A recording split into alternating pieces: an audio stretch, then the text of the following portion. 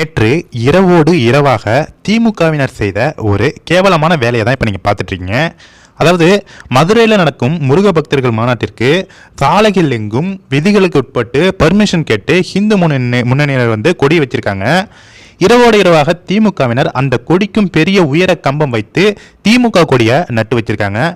எந்த அளவுக்கு ஒரு கேவலமான செயல்களில் ஈடுபட்டிருக்காங்க அப்படிங்கிறத நீங்களே பாருங்க.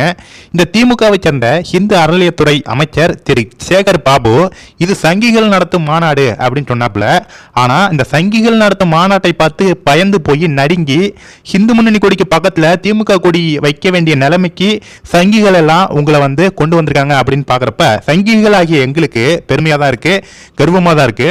எந்த அளவுக்கு ஒரு கேவலமான, ஏன்னா இந்த முருக பக்தர்கள் மாநாட்டை உங்களால தடுக்க முடியல, முருக பக்தர்களுடைய எண்ணிக்கையை உங்களால் சமாளிக்க முடியல. லட்சக்கணக்கான, அதாவது இன்று 15 to 20 லட்சம் பேர் மதுரையில் கூடுவதற்கான அதிக வாய்ப்புகள் இருக்கு. அதாவது வாகனங்கள் எல்லாம் நிரம்பி வழிந்து கொண்டிருக்கின்றன. இதெல்லாம் பார்க்குறப்ப உங்களுக்கு பீதி ஆயிடுச்சு.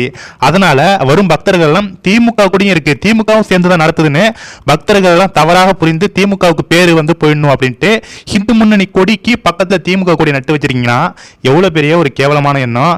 ஆனால் முருக பக்தர்கள் தெளிவா இருக்காங்க. இந்த மாநாடை யார் நடத்துறா, இந்த மாநாடுக்கு யார் தடை பண்ணாங்க அப்படிங்கிறதெல்லாம் தெளிவா இருக்காங்க.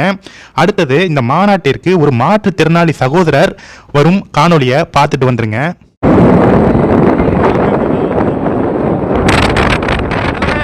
வணக்கம், எந்த ஊர்ல இருந்து வரீங்க? சென்னையில இருந்து. எப்போ கிளம்புனீங்க? வண்டியில் போயின்னு இருக்கிறேன், நான் உங்களுக்கு கூப்பிட்றேன். சென்னையில் எப்போ கிளம்புனீங்க? நேற்று கிளம்பி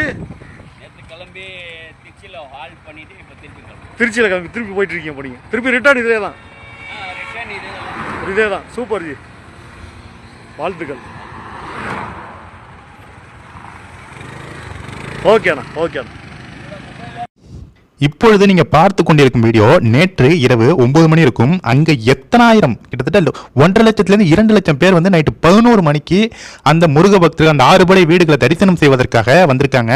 அங்க பாருங்க, கூட்டத்தை கட்டுப்படுத்த முடியாத அளவுக்கு கூட்டங்கள் வந்து கொண்டிருக்கு. இன்று காலையில வந்து பாத்தீங்கன்னா எங்க பார்த்தாலும் காவிமயம் முருகருடைய அரோகரா கோஷங்கள், முருக பக்தர்கள் எங்கும் திரண்டு வந்துட்டு இருக்காங்க. காவடி எடுத்து வந்துட்டு இருக்காங்க, பால் குடம் எடுத்து வந்துட்டு இருக்காங்க. கிட்டத்தட்ட 6 படை வீடுகளை தரிசனம் செய்ய முருக பக்தர்கள்லாம் தமிழ்நாட்டில் ஒட்டுமொத்த முருக பக்தர்களும் மதுரையில தான் இப்பொழுது வந்துட்டு இருக்காங்க.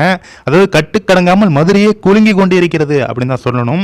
அது மட்டும் இல்லாம பாஜகவுடைய அண்ணாமலை அவர்களுடைய தீவிர விசுவாசி கார்ல அண்ணாமலை அவர்கள் காவடி எடுக்கும் அந்த போட்டோ மற்றும் முருகரை வழிபடும் போது இருக்கும் போட்டோவை அந்த கார்ல பகிர்ந்து அவர்களும் வந்து கொண்டிருக்கிறார்கள். அண்ணாமலை அவர்களும் இன்று இந்த மாநாட்டில் பங்கேற்பாரு அப்படின்னு சொல்லப்படுகிறது. கண்டிப்பா பொறுத்திருந்து பார்ப்போம். இந்த முருக பக்தர்களுடைய மாநாடை பார்த்து திமுக அரசாங்கம் மற்றும் திமுக கூட்டணி திருமாவளவன் கதறுன்னு கதறாரு. திருமாவளவன் மட்டும் இல்ல, பல பேர் கதறிட்டு இருக்காங்க. திமுகவுடைய அமைச்சர் சேகர் பாபு என்னதான்டா பேட்டி கொடுக்கறதுன்னு தெரியாம முடிச்சிட்டு இருக்காரு.